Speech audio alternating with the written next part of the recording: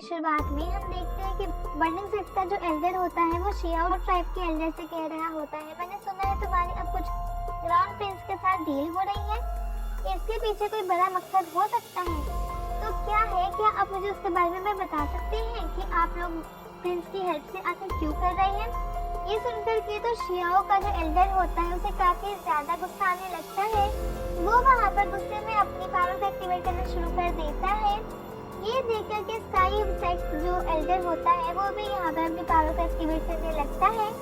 लेकिन जैसे ही दोनों एक दूसरे के ऊपर अटैक करते हैं तभी वहाँ पर कॉन्टिनेंट का एल्डर आ जाता है, जो इन दोनों की फाइट को यहाँ पर रुकवा देता है और उन सभी से माफी मांगते हुए कहता है, मुझे माफ कर देना, मुझे यहाँ पर आने में थोड़ी सी देर हो गई। तब वो जो एल्डर होता है वो वहाँ पर अपनी वाइफ के साथ आया था, जो कि काफी ज्यादा सुंदर होती है।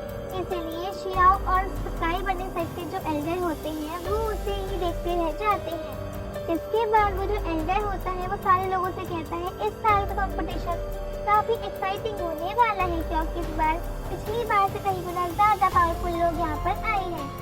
इस बार का कंपटीशन देखने में तो पता ही आ जाएगा। मुझे सभी लोगों के लिए बेस्ट ऑफ लक कहना है कि इस कंपटीशन में तुम सब अच्छा परफॉर्म दिखाना। तब शियाओ सेट सभी से कह रहा होता है, पिछली बार के कंपटीशन में हमने सेकंड पोजीशन हासिल की थी, जो कि काफी अच्छी रैंकिंग थी। तब स्काई बर्निंग सेट एंडर होता है वो उससे कहता है कि इस बार थर्ड के लिए तैयार है ना, क्योंकि सेकंड तो हमारी ही होने वाली है और फर्स्ट रैंक वाला जो भी होगा तो वो वही इंसान होगा जिसने पिछली बार भी फर्स्ट रैंक हासिल किया था, क्योंकि उसके मुकाबले का तो कोई है ही नहीं। और इस बार भी हमें लगता है कि वही फर्स्ट रैंक हासिल करेगा। लेकिन तब जो एल्डर की वाइफ होती है वो सभी से कह रही होती है कि रैंकिंग तो बस एक नंबर है, जब बैटल स्टार्ट होगा तो सारे लोग बिल्कुल बराबर हो जाएंगे।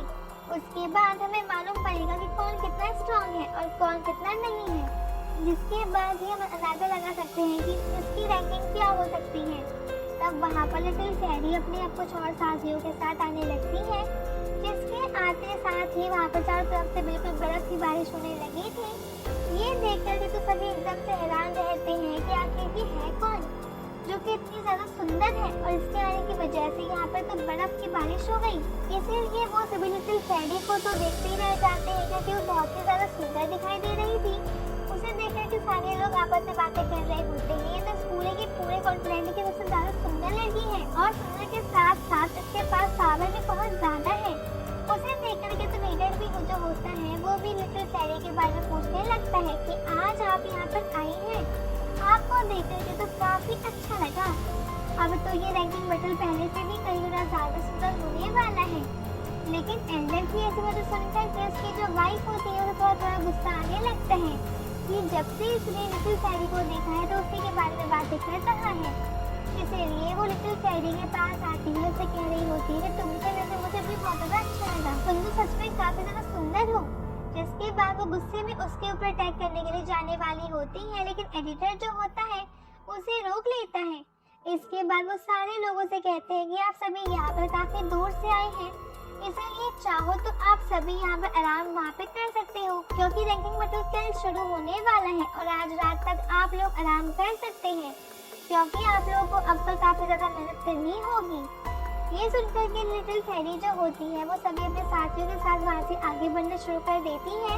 जिसके आगे बढ़ता हुआ देखकर उसकी जो साथी होती है उससे कहती है कि पिछले अब कुछ टाइम से मैं आपको देख रही हूँ, मतलब परेशान लग रही हो, आखिर बात क्या है। और परेशान रहने के बाद अब अचानक से यहाँ पर आ गई ताकि रैंकिंग बैटल देख सके। मुझे तो इन सब के पीछे अब कुछ ज्यादा वो गड़बड़ी लग रही है, तो क्या आप मुझे बता सकती हो कि इन सभी के पीछे आखिर वजह क्या है। क्या कोई ऐसा इंसान है जिसे देखने के लिए आप यहाँ पे रैंकिंग बैटल में आई हो। जिसको लिटिल फेरी कहती है कि तुम्हें कुछ गलत सोचने की जरूरत नहीं है, यहाँ पर काफी सारे नए टैलेंटेड लोग आएंगे, इसलिए मैं उन्हें देखने के लिए यहाँ पर आई हूँ, और इसके अलावा मेरा कोई भी मतलब नहीं है यहाँ पर आने का। लेकिन दूसरी जो साथी होती है वो लिटिल फेरी से कहती है, मैं समझ चुकी हूँ कि आप यहाँ पे झूठ कह रही हो, लेकिन कभी मैं आपको यहाँ पे फोर्स नहीं करने वाली कि आप सच में बता दो आप यहाँ पर वो इसलिए आई हो, कि मैं तभी आपको फोर्स नहीं करने वाली कि आप मुझे सच बता दो। अगर आपको नहीं बताना था अब मैं तुम्हें नहीं बताएंगी।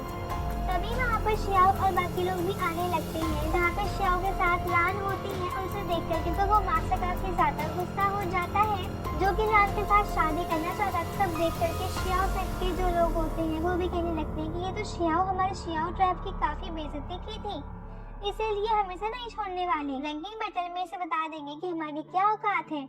जिसके बाद लान जो होती है वो एल्डर के पास आकर कहती है कि ये शियाओ है और हमारी फैमिली की तरफ से ही इस साल का रैंकिंग बैटल खेलने वाला है। ये सुनकर भी एल्डर जो होता है वो कहता है कि ये तो बहुत अच्छी बात है, शियाओ तो मुझे काफी कम उम्र का लग रहा है लेकिन इसकी पावर काफी ज्यादा है, ये रैंकिंग बैटल खेलने के लिए बिल्कुल तैयार है। लेकिन आप क्या मुझे बता सकती हैं कि आपके फादर की तबीयत कैसी है? तो क्योंकि मैंने सुना है कि उनके फादर की तबीयत बहुत ज्यादा अब वो खराब है। अब लान कहती है कि आपको उनके बारे में परेशान होने की जरूरत नहीं है, वो बिल्कुल ठीक है और आपका बहुत बहुत शुक्रिया जो आपने उनके बारे में मुझसे पूछा। दूसरी साइड लिटिल फेरी की जो साथी होती है वो सभी आपस में बातें कर रही होती है कि ये शियाओ तो बिल्कुल उसकी तरह दिख रहा है, लेकिन उनके हिसाब से तो इसके पास अब वो कुछ भी पावर नहीं थी, लेकिन अब जब इसे मैं देख रही हूँ तो इसके पास मुझे काफी सारी पावर दिखाई दे रही है, इसीलिए मुझे नहीं लगता कि ये वही इंसान होगा। लिटिल फेरी उन दोनों से पूछती है कि आगे तुम दोनों आपस में क्या कुछ बता रहे हो, मुझे भी बताओ इसके बारे में। इसलिए वो दोनों लिटिल फेरी को भी सारी बात बता देती है कि शियाओ हमें अबू उस वक्त इंसान दिख रहा है जिसकी अबू की साथ शादी हुई थी, लेकिन इसके पास तो काफी सारी पावर है, लेकिन उस इंसान के पास अब वहाँ पे कुछ भी पावर नहीं थी, वो तो बिल्कुल नशा रहा था, इसलिए हमें नहीं लगता कि ये वही इंसान होगा। ये सुनकर तो लिटिल फेरी को भी थोड़ा गुस्सा आने लगता है, लेकिन तब भी वो अपना गुस्सा शांत करते हुए वहाँ से जाने लगती है और उसमें गुस्सा इसलिए आ रहा था क्योंकि उसे डाउट होता है कहीं ये शियाओ वही तो नहीं जिसके बारे में ये लोग कह रहे हैं। तभी शियाओ की नजर लिटिल फेरी और उसके साथियों पर जाती है, लेकिन उसने उसे ठीक तरीके से नहीं देखा था और उसे पूरी तरीके से देखने से पहले ही लिटिल फेरी वहाँ से चली जाती है।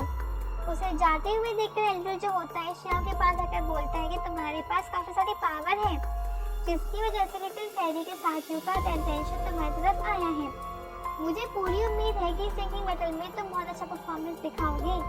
इसके बाद एल्डर सारे लोगों से कह देते हैं कि आप सभी अब यहाँ पर से जाकर आराम कर सकते हो, क्योंकि आपको अब कल बहुत ज्यादा मेहनत करनी है और कल से रैंकिंग बैटल पूरी तरीके से शुरू कर दिया जाएगा, इसीलिए अब आप लोग यहाँ से जाओ और आराम वहाँ पे करो। इसके बाद हम रात का सीन देखते हैं जहाँ पर लान अपने कमरे में बैठी होती है, तब उसके दरवाजे पर शियाओ आता है जो उससे कहता है कि मैं शियाओ हूँ और मैं यहाँ पर तुमसे मिलने के लिए आया हूँ, ये दरवाजे को ओपन करो। ये सुनकर के लान जो होती है जल्दी से जाकर दरवाजा खोल देती है, जिसके बाद शियाओ अंदर आ जाता है। उसे देख करके लान उसे पूछती है कि अरे कल तो तुम्हारा रैंकिंग बैटल होने वाला है ना, तो तुम यहाँ पे तुम क्या कर रहे हो? तुम्हें तो रात में जाकर के आराम वहाँ पे करना चाहिए था ताकि तुम वहाँ पे कल के बैटल के लिए तुम अच्छे तरीके से फ्रेश हो जाओ। लेकिन शियाओ उसे कहता है कि रैंकिंग बैटल तो होते रहेंगे, मैं तो बाद में भी आराम में कर सकता हूँ, लेकिन मैं तुमसे काफी टाइम बाद मिला हूँ, इसलिए मैं तुम्हें देखने के लिए आ गया था। इसके बाद वो उससे वो क्लोज हो जाता है, लेकिन अब लान जो होती है उसे भगा देती है और उसे कहती है तुमने सबसे पहले अपना नाम टॉप 100 की लिस्ट में शामिल वहाँ पे करना है, उसके बाद ही हम देखेंगे कि हम वहाँ पे क्या कर सकते हैं, लेकिन तब तक कि मैं तुमसे दोबारा नहीं मिलने वाली। इसके बाद इतना कहने के बाद वो गुस्से में शियाओ को वहाँ से भगा देती है। ये देख करके शियाओ भी उससे कहता है तो ठीक है, अब तो मैं टॉप 100 के अंदर अपना नाम लिखवा कर ही रहूंगा। उसके बाद मैं देखता हूँ कि तुम मुझे कौन सा सरप्राइज देने वाली हो, और इतना कहने के बाद वो वहाँ से चला जाता है क्योंकि ये शियाओ तो कभी नहीं सुधरने वाला। अभी इसका लिटिल फेरी के साथ मन नहीं भरा कि ये दोबारा से लाइन के पास भी आ गया है। इस लड़की के लिए एक कमेंट तो बनता है। अब हम अगले दिन का सीन देखते हैं जहाँ पर रैंकिंग बैटल शुरू कर दिया गया था और उसे खेलने के लिए अलग अलग सेट के सारे लोग वहाँ पर आए होते हैं। इसके बाद एल्डर जो होता है सारे लोगों को वो ये अनाउंस करके बता रहा होता है कि यहाँ पर अलग अलग सेट के काफी पावरफुल एल्डर भी आए हैं जो कि वो जज की तरह बनेंगे यहाँ पर। अब वो इस कंपटीशन के सभी को बताते जाएंगे कि वो किस तरह से यहाँ का बैटल खेला जाएगा। दूसरी साइड अब उस मास्टर के पास दूसरा आदमी आता है जो उससे कहता है कि आप शियाओ को देख रहे हैं, ये वही इंसान है जिसके साथ लान काफी ज्यादा रहती है और हो सकता है ये वो इंसान होगा जिसे वो लाइक भी वहाँ पे करती है, इसलिए तो उसने आपका शादी का ऑफर जो है वो मना वहाँ पे किया। ये सुनकर के तो मास्टर को काफी ज्यादा गुस्सा आ जाता है। वो डिसाइड वहाँ पे कर लेता है कि देख लेना मैं शियाओ को नहीं छोड़ने वाला, आखिर इसकी हिम्मत कैसे हुई रान को हाथ लगाने की। इसके बाद अभी रैंकिंग बैटल शुरू कर दिया जाता है और इसके साथ ये एपिसोड यहाँ पे एंड हो जाता है। Thank you for the next episode. Thanks for watching.